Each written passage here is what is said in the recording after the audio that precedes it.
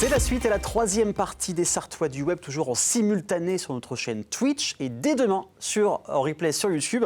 On va repartir un petit peu au Québec. On prend l'avion, on fait 6000 km pour vivre un peu la vie au Québec. Et ce soir, je reçois Orlane. Bonsoir, comment ça va? Ça va, merci. Merci à toi, c'est toi qui m'as contacté il y a quelques jours sur LinkedIn pour parler de ta vie, une partie de ta vie que tu as faite au Québec, à Montréal exactement.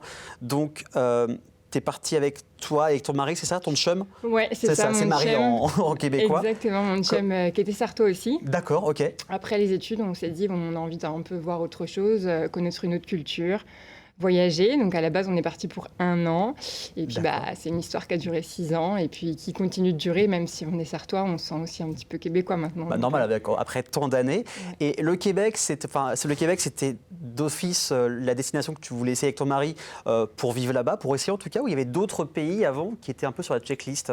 Non, on voulait un pays quand même qui a une culture spéciale et qui parle francophone ou alors anglophone. Donc au début, on était parti sur Vancouver et puis au final, mon conjoint a dû reprendre les études là-bas. D'accord. Donc du coup, il s'est avéré que c'était un peu plus simple quand c'était francophone. Donc on a décidé de choisir Montréal et puis comme on dit au Québec, on est vraiment tombé en amour avec la ville de Montréal. Donc après, ça a été juste une évidence de rester au Québec et dans cette ville qu'on aimait tant, quoi. Et puis la vie s'est faite là-bas. Tu étais dans quel secteur d'activité en France? Est-ce que vous avez changé de secteur d'activité, enfin en tout cas toi là-bas, ou c'était le même métier que tu faisais? Alors moi quand je suis partie, j'avais fini mes études en école supérieure de commerce, donc j'avais un peu le champ des possibles qui s'offrait à moi. Le Québec, c'est un peu comme les États-Unis, hein, c'est vraiment les opportunités sont à chaque coin de rue. C'est ça qui est assez incroyable. Il y a 1 an et demi, c'est que finalement ça parle français, donc on a l'impression d'être dans un département finalement français, mais ça reste une culture américaine où tout est immense. Moi, ce qui m'a choqué dans le supermarché, c'est comme dans les séries, en fait, c'est des gros packs, des gros jus d'orange, par exemple, de 5 litres. Donc c'est ça qu'on reste quand même en Amérique. Ouais, c'est le mix d'une culture effectivement américaine et française. Donc il y a des fois, on se sent complètement déraciné et parfois, on voit aussi qu'il y a des liens, que c'est nos cousins québécois. Donc c'est un peu un mix entre deux. Moi, je te dirais que finalement, j'ai eu un parcours professionnel plutôt atypique parce que j'ai fait des choses différentes, mais toujours dans ce que j'aimais. J'ai toujours choisi, mes jobs ou ma job, comme on dit là-bas, en fonction de mes envies. Et j'ai eu l'opportunité de faire tout ce que je voulais, en tout cas au niveau professionnel. Donc, c'est vraiment l'Eldorado au niveau professionnel et la chance est à chacun, quoi, vraiment. Mais il recrute beaucoup, hein. Moi, ça m'avait choqué. Il y a même des bannières de 10 mètres sur 2 quand on va sur la route. On embauche. Donc, c'est vrai que c'est assez impressionnant et c'est très facile aussi d'avoir un travail là-bas ou pas? Oui, ça reste très simple. Oui, exactement. Non, c'est très simple. Après, quand on veut vraiment dans son domaine, il faut aussi se donner les moyens, mais c'est effectivement, ils recrutent partout, quoi. Ouais. Il y a eu un temps de préparation avant de se dire on vit là-bas? Vous êtes venu là-bas à la base ou c'était vraiment l'aventure, vous découvrez le pays? Alors, il y a un petit temps de préparation par rapport au visa parce que oui, alors ça c'est plus compliqué. On veut partir maintenant, c'est plus compliqué avec le visa, j'imagine, pour travailler là-bas. Il faut quand même préparer un visa. Donc nous, on est parti, mon conjoint avec un visa d'études et moi avec un visa de vacances-travail qui était limité dans le temps, du coup. Donc après, on veut rester, donc quel visa il faut qu'on fasse? Donc voilà, on a enchaîné un peu les visas jusqu'à temps d'avoir une résidence permanente qui nous permettait de venir au gré et au vent sur le territoire comme on voulait en fait. Alors c'est vrai que je connais beaucoup de personnes, même peut-être chez vous, envie de partir dans notre pays. Quand on va au Québec, on m'a beaucoup dit qu'il fallait avoir aussi un bon capital financier à la base pour gérer, ou toi, c'était pas du tout le cas? Enfin, ça dépend peut-être des personnes. Nous, on est partis en 2014, donc c'était aussi une autre époque. Oui, mais où c'était vraiment un Eldorado, niveau, les salaires étaient très très bons et le coût de la vie très peu cher. D'accord. Aujourd'hui, ça commence quand même à changer un peu dans le sens où tout a augmenté aussi. Oui, comme partout. Il est très difficile de se loger, donc les logements sont plus onéreux qu'avant. D'accord. Mais ça reste quand même une très belle qualité de vie pour un Français qui souhaite partir au Québec. Il aura une belle qualité de vie au Québec. Donc voilà, vous savez, si vous voulez partir là-bas, ça c'est dit. Et comment on accueille sur place, d'un point de vue professionnel et personnel? Est-ce qu'on peut se faire des amis facilement, des potes facilement, des collègues? Comment c'est l'ambiance là-bas? Le milieu du travail, c'est sûr, c'est la porte d'entrée pour se faire des relations Évidemment, sociales, c'est clair. amicales. Donc, nous, ça a toujours été ça. On s'est fait à la fois des amis français qui vivaient la même chose que nous au même moment. D'accord. C'est aussi facile de retrouver sa communauté parce que c'est des gens qui sont dans la même situation que vous, qui sont déracinés, qui recherchent à créer du lien social. Mais on a aussi rencontré des Québécois. On a fait un mariage il y a 2 ans d'amis québécois, un mariage franco-québécois, c'était super. Donc on a rencontré finalement les 2 cultures et ces 2 cultures se sont aussi mariées. Certains de nos amis. Il y a un melting pot de différentes cultures. Donc, en tout cas, moi j'en ai vu beaucoup, toujours le sourire. Ils disent vous avez l'accent français. Enfin, c'est très drôle quand on voit ça. Et la vie sur le long terme, parce que les hivers là-bas ne sont pas les mêmes hivers qu'ici en Sarthe. Comment on vit cette différence de température là-bas? Alors ça n'a jamais été un problème pour nous. Donc moi, j'aime la neige. En plus, c'est des hivers très ensoleillés. D'accord. Donc au final, oui, il neige, mais il fait toujours beau. Ça, c'est bien. C'est pas la grisaille sartoise, malgré que voilà. Mais non, ça n'a jamais été un problème. On s'habitue, on crée des nouvelles activités hivernales. Tout est fait aussi parce qu'ils ont toujours vécu comme ça. Donc ils ont tout créé pour vivre ces 6 mois d'hiver le plus agréablement possible. Même si n'importe quel Québécois te dirait qu'il déteste l'hiver. Hein. La plupart, en tout cas, détestent l'hiver. Ça, c'est vrai. On m'a dit ne partez jamais au mois de décembre nous voir. Ouais, c'est ça. Donc, mais à la fois, il y a plein d'activités super à faire en hiver. Donc voilà, c'était pas un problème. Est-ce qu'il y a un choc culturel là-bas pour toi ou pas du tout? Oui, il y en a eu qui n'ont jamais été dérangeants pour ma vie, enfin notre vie. Mais oui, il y a des chocs culturels. Effectivement, on disait que c'est un peu les États-Unis. Oui, il y a un peu un esprit de surconsommation. Quand on est français, c'est plus difficile au début. Enfin, voilà, il y a certaines choses, effectivement, qui sont différentes de la France. C'est des choses parfois qu'on aime et des choses parfois sur lesquelles il faut s'adapter. Bien sûr. Mais c'est l'enjeu de n'importe quelle expatriation. Oui, on s'adapte. Donc on s'adapte, c'est ça. Voilà, ne commandez jamais, si vous n'avez pas beaucoup faim, des frites en taille M. Voilà, c'est un conseil. Je me suis fait avoir une fois, c'était à l'île d'Orléans. On avait pris un hot dog au homard. Et les frites, j'ai pris, tiens, on va prendre un M. Sauf que le M, chez eux, c'est ça, quoi. C'est très grand, voilà, c'est américain, quoi. Ouais, c'est ça. Alors, il n'y a pas le entrée, plat, fromage, dessert, comme on connaît chez nous aussi. D'accord. Donc, il y a une bonne quantité de plats principaux, on va dire. Oui, c'est vrai. Avec une pizza, vous avez des frites. Voilà. Et là, on voit une poutine, d'ailleurs, avec l'un de tes enfants à l'image. Oui. La poutine. Surcoté ou pas pour toi, la poutine? Ah non, c'est très très bon. C'est pas onéreux en plus.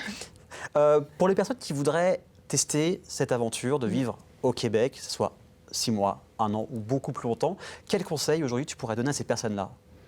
De tenter, de le faire, en fait, de foncer et de ne pas avoir peur de l'aventure parce que c'est quelque chose qui transforme vraiment, personnellement, professionnellement. D'être face à soi-même au milieu d'une culture qu'on ne connaît pas, on apprend beaucoup sur soi. D'accord. Donc moi, je conseille à tout le monde de le faire. C'est vraiment une belle aventure, que ce soit 1 an, 6 mois ou pour la vie. Au final, nous, ça a été au début pour 1 an, puis ça a duré plus longtemps. Mais voilà, je conseille à tout le monde de tenter ce type d'aventure. C'est vraiment quelque chose de constructif et de formidable à vivre. En tout cas, on voit sur les photos que du bonheur avec tes 2 enfants. Donc, tu as un des enfants qui est né là-bas, qui québécoise et française, c'est ça? C'est ça, exactement. Ma deuxième, mon premier est né ici quand on est revenu. Et puis, on a eu notre résidence permanente au moment où j'étais enceinte de ma deuxième. D'accord. Et on s'est dit, bingo, on y retourne. On veut vivre cette aventure en famille. Et oui, elle est née là-bas, donc elle a la double nationalité, effectivement. Et qu'est-ce qui t'a donné envie de revenir en Sarthe? Alors la famille, ça se posait à tout le long du parcours québécois. Magnifique fut-il, il y a eu aussi ce problème de distance avec la famille. 6000 km quand même, c'est pas rien. Le jet lag aussi, parce que... il y a 6 heures de différence. Voilà, exactement, qui est compliqué. Et moi, je suis très très proche de ma famille. Et on a dit que pendant que les enfants étaient en bas âge, finalement, on est bien content qu'ils grandissent auprès de leur famille aussi. C'est évident, c'est clair. Alors, je demande à chaque personne de cette séquence-là d'avoir choisi une photo. On l'a vu juste avant, cette photo que tu as choisie, c'est ta fille avec très québécoise en termes de tenue. Alors pourquoi cette photo-là? Parce que d'abord, mes enfants sont très importants pour moi. Évidemment. Et aussi parce que... ça raconte un peu finalement l'histoire. En fait, c'est un peu le fruit aussi de notre histoire franco-canadienne, cette petite, puisque ma Joey, elle est franco-canadienne et je suis très fière de ça, puisque c'est, comme je te dis, un peu le fruit de nos 2 maintenant pays de cœur. Bien sûr. Donc je voulais choisir cette petite photo avec sa tenue canadienne qui qui est très cute, comme on dit au Ouais, Québec. très choupi, très mignonne. On fait aussi le tac au tac, donc c'est des questions simples. Réponse très simple.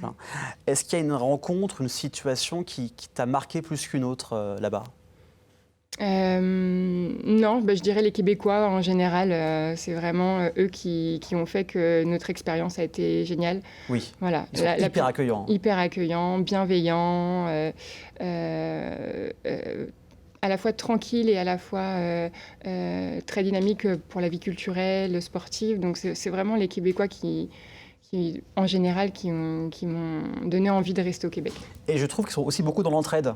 Par exemple, une fois, j'étais perdu dans le métro, je voulais aller à Mont-Royal, à Montréal, et à peine 5-10 secondes devant la carte du métro, tout de suite, quelqu'un est venu m'aider directement et m'indiquer le chemin. Donc c'est vrai qu'il y a une belle entraide par rapport à ça. C'est un classique du tourisme français, oui, effectivement, français ou autre. Effectivement, les Québécois sont toujours dans l'aide. Donc dès qu'ils voient quelqu'un de perdu, ils viennent aider. Ça c'est... C'est à l'image du Québécois. Ça, c'est clair. Donc, je mets déjà la réponse, mais ce qui te manquait le plus au Québec de la France? Alors, en un, la famille. La famille, ça, je m'en doutais. En deux, le fromage. Ça revient beaucoup, ouais, le vraiment. fromage. J'avoue que je mange plus de cheddar depuis que je suis revenue en France parce que j'ai dû avoir une surcharge de cheddar. Et le vin et le champagne, c'est un budget, quoi. Voilà, quand c'est avec modération, on vous le rappelle bien évidemment. J'imagine quand on vit là-bas, il y a quand même des moments de doute à un moment donné. Est-ce qu'à un moment tu t'es dit, est-ce qu'on a fait une bêtise? Est-ce qu'on est bien là-bas? Est-ce qu'à un moment tu t'es dit, tu t'es vraiment posé cette question-là? Alors, bien là-bas, je ne me le suis jamais posé parce qu'on a toujours été bien.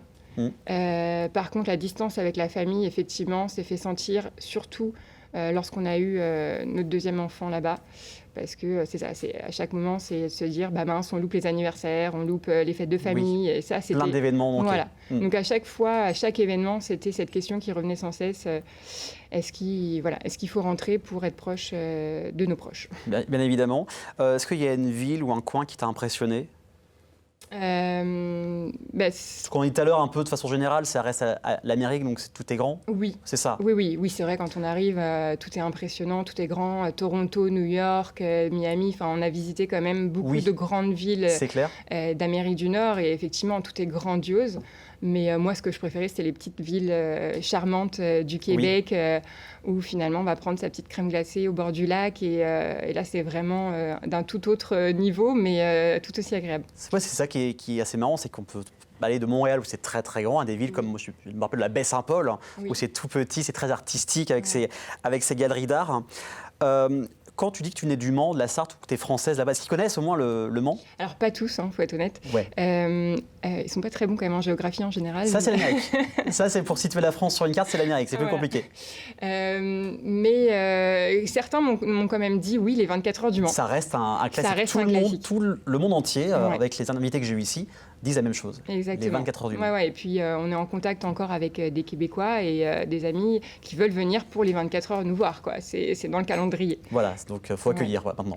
Il faut ça. accueillir les Québécois à la maison, en tout cas, voilà. Merci en tout cas d'être venu, d'avoir parlé de ton aventure au Québec. Si vous voulez aussi parler de votre aventure, si vous faites le tour du monde, si vous avez vécu dans un pays, que vous êtes sartoise ou sartois, n'hésitez pas à nous contacter directement. Dans quelques instants, c'est la Brigade du Web avec maintenant. Alors restez avec nous, à tout de suite.